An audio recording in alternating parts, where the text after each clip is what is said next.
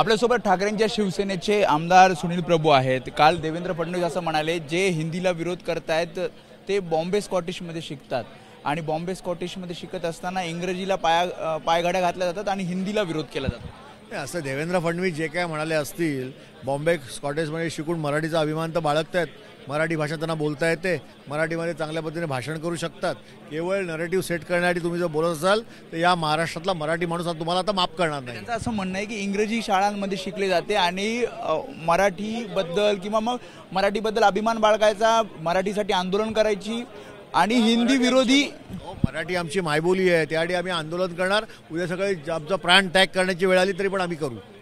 दुसरं म्हणजे आज मातोश्री बाहेर पोस्टर लावण्यात आलं आणि मराठीचा घात केला गेला, अहवाल स्वीकारला गेला, त्याचा फोटो सुद्धा लावण्यात आला। असे की ज्यांनी हे सगळे पोस्टर लावले असतील त्यांनीच मराठीचा घात केला आहे। एक मराठी माणसाची पार्टी फोडून ज्यांनी ज्या पद्धतीने सत्ता स्थापन केलेली आहे त्यांना केवळ नरेटिव्ह सेट करण्यासाठी हे काम दिलं आहे आणि कोणासाठी ते काम करत असतील। ते तयारी कुठपर्यंत आली आहे मेळाव्याची? मेळावा जोरात होईल आणि प्रचंड मोठ्या संख्येने मराठी माणसं या मेळाव्यामध्ये सहभागी। सरकारला सुद्धा निमंत्रण देणार आहात?